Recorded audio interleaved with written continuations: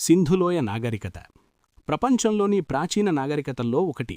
అద్భుతమైన నగర ప్రణాళికతో ప్రపంచాన్ని ఆశ్చర్యపరిచిన నాగరికత అదే సింధులోయ నాగరికత.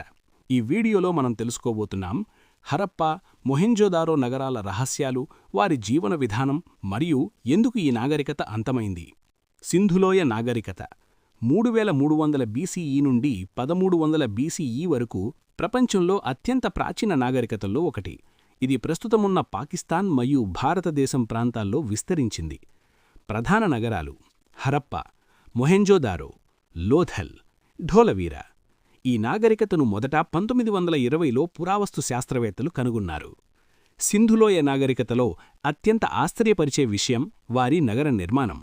ఆ కాలంలోనే వారు ప్లానింగ్తో నగరాలు నిర్మించడం అనేది చాలా గొప్ప విషయం. ఇప్పుడు మనం చూసే మోడర్న్ సిటీస్ లాగా వారు కూడా ముందుగానే ప్లాన్ చేసి నగరాలను నిర్మించారు.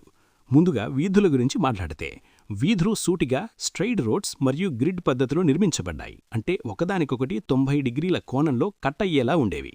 ఇది ట్రాఫిక్, ప్రయాణం సులభంగా ఉండటానికి సహాయపడేది. ఇళ్ల నిర్మాణం కూడా చాలా అద్భుతంగా ఉండేది. ఇళ్లు బలమైన బేక్డ్ ఇటుకలతో నిర్మించబడ్డాయి. చాలా ఇళ్లకు 2 అంతస్తులు కూడా ఉండేవి. ప్రతి ఇంటికి బావి లేదా నీటి సౌకర్యం ఉండేది. ఇంకా ముఖ్యంగా ప్రతి ఇంటికి బాత్రూమ్ ఉండేది. అది ఆ కాలానికి చాలా పెద్ద విషయం. ఇప్పుడు అసలు హైలైట్ డ్రైనేజ్ సిస్టమ్. సింధు నాగరికతలో ప్రపంచంలోనే మొదటి అడ్వాన్స్డ్ డ్రైనేజ్ సిస్టమ్ కనిపిస్తుంది. ప్రతి ఇంటి నుండి మురుగునీరు బయటకు వెళ్లేలా ప్రత్యేక పైపులుండేవి. ఆ నీరు చిన్న కాలువల ద్వారా పెద్ద కాలువలకు చేరేది. ముఖ్యంగా ఆ డ్రైన్స్ మూసివేసి, అంటే కవర్డ్ డ్రైన్స్ ఉండేవి. దీనివల్ల దుర్వాసన రాకుండా ఉండేది, ఆరోగ్య సమస్యలు తగ్గేది, నగరం శుభ్రంగా ఉండేది. ఇది చూస్తే వాళ్లు హైజీన్కి ఎంత ప్రాధాన్యమిచ్చారో అర్థమవుతుంది. నగరాన్ని 2 భాగాలుగా విభజించేవారు. సిటిడెల్ అంటే ఎత్తైన ప్రాంతం. ఇక్కడ ముఖ్యమైన భవనాలుండేవి. ఉదాహరణకు గ్రేట్ బాత్, గోదాములు. లోవర్ టౌన్, క్రింది నగరం. ఇక్కడ సాధారణ ప్రజలు నివసించేవారు. ఇది ఒక ఆర్గనైజ్డ్ సొసైటీ ఉన్నదని చూపిస్తుంది. ఇంకా ఒక ఆసక్తికరమైన విషయం, వాళ్లు టౌన్ ప్లానింగ్ రూల్స్ పాటించేవారు. అంటే ప్రతి ఇల్లు, వీధి ఒక నియమం ప్రకారం నిర్మించబడింది. ఇన్ని వేల సంవత్సరాల క్రితం కూడా ఇంత పర్ఫెక్ట్ ప్లానింగ్తో నగరాలు నిర్మించటం సింధు నాగరికతను నిజంగా వరల్డ్స్ ఫస్ట్ స్మార్ట్ సిటీస్గా నిలబెట్టింది. Mohenjodaro great bath. సింధులోయ నాగరికతలో అత్యంత అద్భుతమైన నిర్మాణాల్లో ఒకటి మొహెంజోదారోలోని గ్రేట్ బాత్. ఇది ప్రపంచంలోని మొదటి పబ్లిక్ వాటర్ ట్యాంక్గా కూడా భావిస్తారు. నిర్మాణం ఎలా ఉండేది? ఇదొక పెద్ద ఆయతాకార కుంట, రెక్టాంగ్యులర్ ట్యాంక్. సుమారు 12 మీటర్లు పొడవు, 7 మీటర్ల వెడల్పు, 2.5 మీటర్లు లోతు. చుట్టూ బలమైన బేక్డ్ ఇటుకలతో నిర్మించారు. ముఖ్యంగా ఈ కుంట వాటర్ ప్రూఫ్గా ఉండేది. ఇటుకల మధ్య బిటుమిన్ అనే పదార్థం వాడారు. దీనివల్ల నీరు బయటకు లీక్ అవ్వదు. కుంటలోకి దిగడానికి 2 వైపులా మెట్లుండేవి. చుట్టూ గదులుండేది. ప్రజలు ఇక్కడికొచ్చి స్నానం చేయటం, ఆచారాలు చేయటం చేసేవారు. దీనికి ఉన్న ప్రాధాన్యత, ఇది సాధారణ స్విమ్మింగ్ పూల్ కాదు. ఇది పవిత్ర స్నానం కోసం వాడినట్లు భావిస్తున్నారు. ప్రజలు శుభ్రతకు ఎంత ప్రాధాన్యమిచ్చారో చూపిస్తోంది.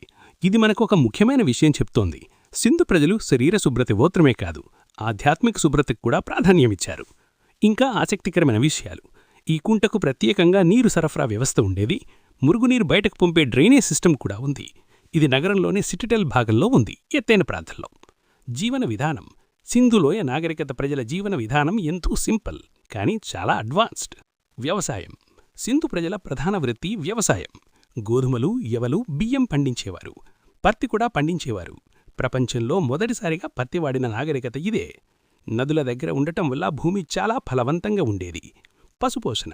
ఆవులు, ఎద్దులు, గొర్రెలు, మేకలు పెంచేవారు. ఎద్దులను వ్యవసాయ పనులకు వాడేవారు. ఇది వారి ఆర్థిక వ్యవస్థలో ముఖ్యమైన భాగం. వృత్తులు, కళలు. సింధు ప్రజలు చాలా నైపుణ్యం కలిగిన కళాకారులు.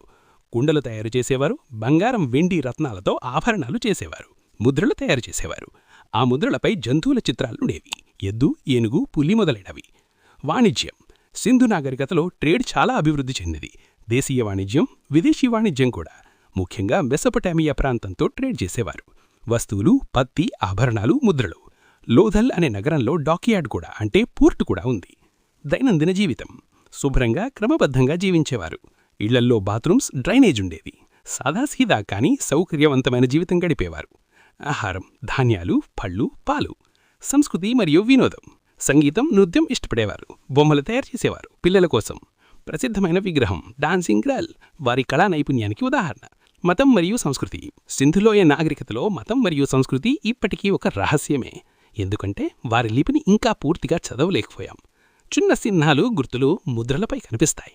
మత విశ్వాసాలు. సింధు ప్రజలు ఏ దేవుడిని పూజించేవారన్నది పూర్తిగా తెలియకపోయినా పురావస్తు ఆధారాల ప్రకారం కొన్ని విషయాలు తెలుసుకున్నాం. మదర్ గాడెస్, తల్లిదేవత, సంతానోత్పత్తికి ప్రతీకగా భావించారు. చిన్న విగ్రహాలు చాలా చోట్ల లభించాయి. పశుపతి రూపం అంటే ప్రోటో శివ, ఒక ముద్రపై 3 ముఖాలతో జంతువుల మధ్య అలా కూల్చున్న ఆకారం కనిపించింది. దీన్ని చాలామంది శివుడి మొదటి రూపంగా భావిస్తున్నారు. ప్రకృతి పూజ.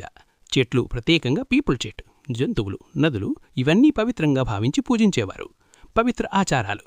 మొహెంజోదారోలోని గ్రేట్ బాత్ ద్వారా పవిత్ర స్నానం చేసేవారని భావిస్తున్నారు. శరీర శుభ్రతతో పాటు ఆధ్యాత్మిక శుభ్రత కూడా ప్రాధాన్యమిచ్చారు.